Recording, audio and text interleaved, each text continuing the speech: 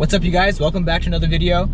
So I have to run some errands today, but I thought that while I run my errands, I can share some information with you guys that I feel like some of you will find very useful. And that's gonna have to do with tuning your car and keeping your warranty.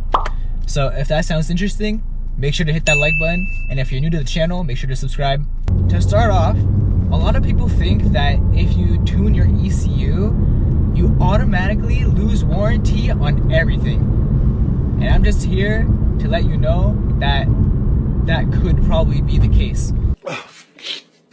So what I ended up doing to help further extend this research and try to bust this myth is I contacted a couple dealerships in Florida, I contacted a couple dealerships in California, a couple in Texas, Rhode Island, Massachusetts, Pennsylvania. So I asked them a very simple question, and that question was, if I tune my car, will I lose warranty on the entire vehicle?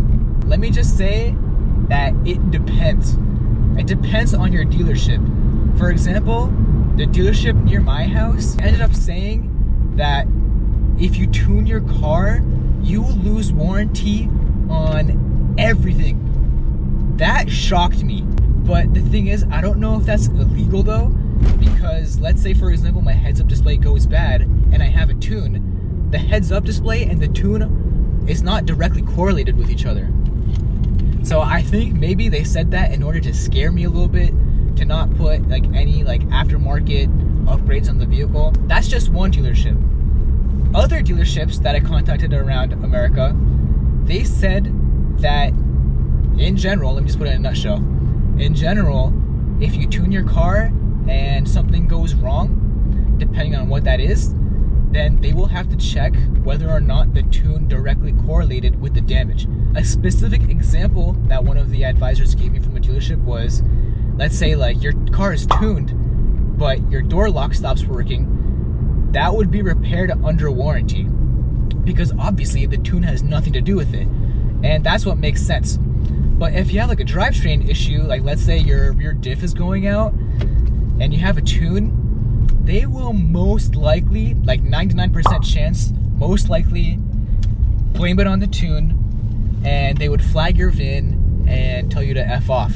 So the damage between the tune and the rear diff will directly correlate, and they will flag your VIN and they will not repair it under warranty.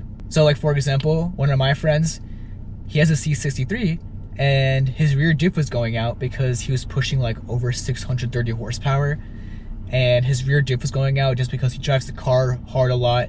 His friends drive his car hard a lot, so he had a tune. The rear diff was going out, so basically he just put the stock file back on and they repaired, or no, they fully replaced his rear diff under warranty. He didn't have to pay at all, and that was thanks to the stock file. I'm at the first location, so I gotta go, but I'll be back. All right guys, I'm back.